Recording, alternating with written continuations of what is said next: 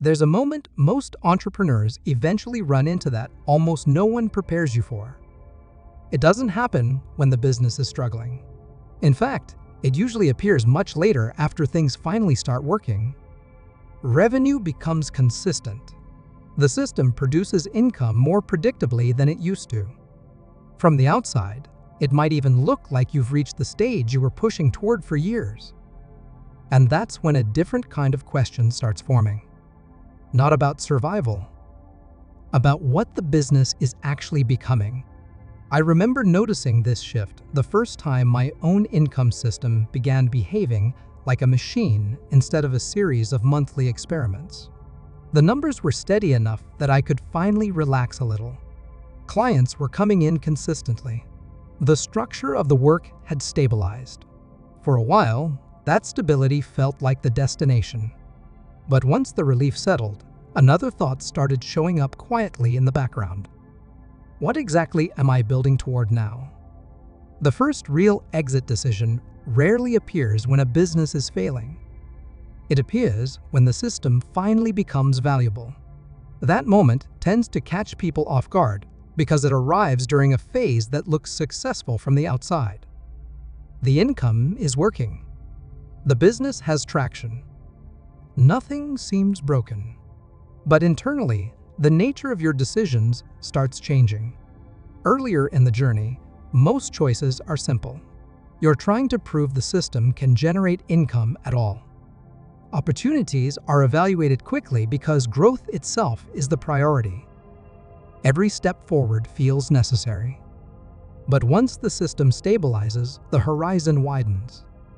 Suddenly, you start noticing that staying in the business forever isn't the only possible outcome anymore. And that realization alone changes the way you look at the machine you built.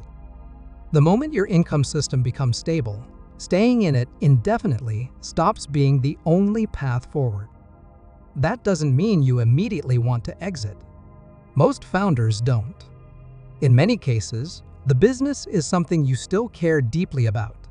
It's a structure you spent years learning how to build. But the possibility itself introduces a new kind of awareness.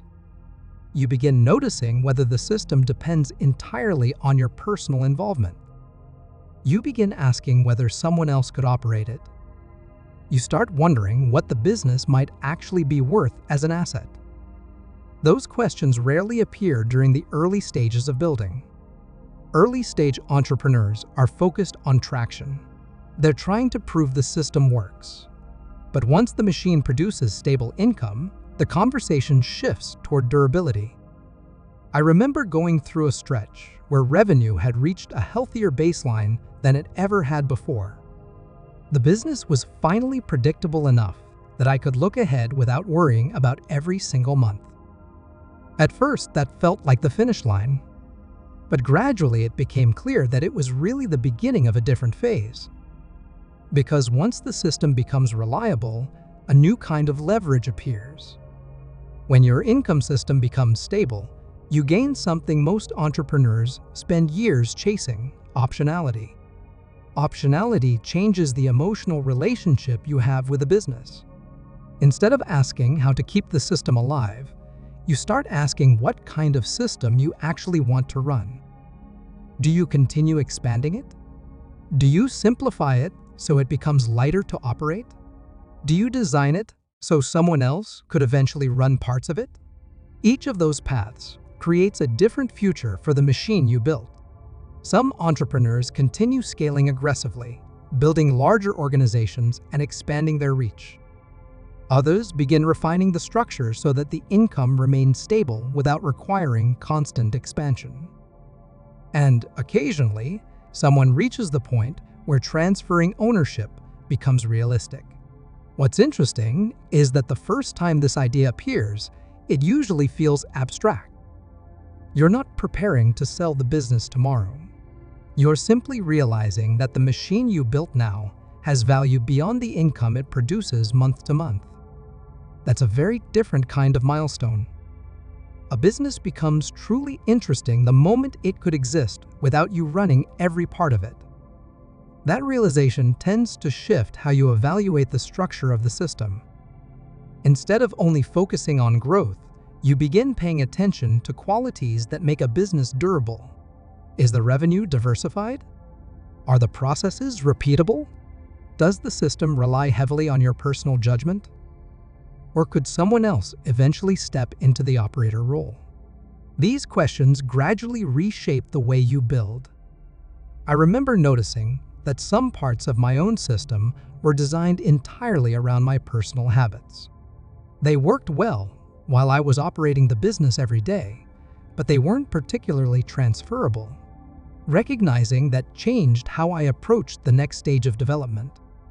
Instead of building only for speed, I started building for clarity. Instead of improvising constantly, I began paying attention to structure. The first real exit decision isn't about selling your business. It's about deciding whether the system should be built to survive you. That's a much deeper question than most people expect. Some entrepreneurs never think about it. They continue running their businesses exactly the way they always have, and that can work perfectly well if the system remains healthy. But the moment you recognize that the machine could operate independently, your priorities begin shifting slightly. You start valuing simplicity. You begin noticing unnecessary complexity.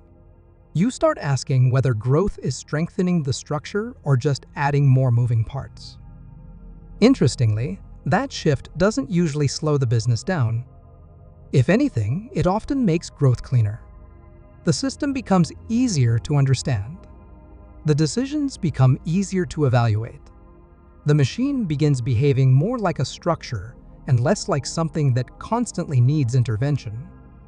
Over time, the business starts feeling less like a personal project and more like an asset.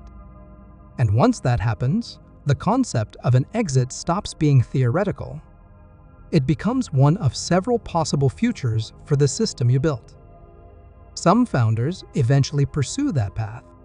Others continue operating their businesses indefinitely. Both outcomes can be successful. But the real transition happens earlier than most people realize. It happens the moment the system becomes valuable enough that letting it go someday is even imaginable. That's when you realize you're no longer just running a business. You're shaping an asset.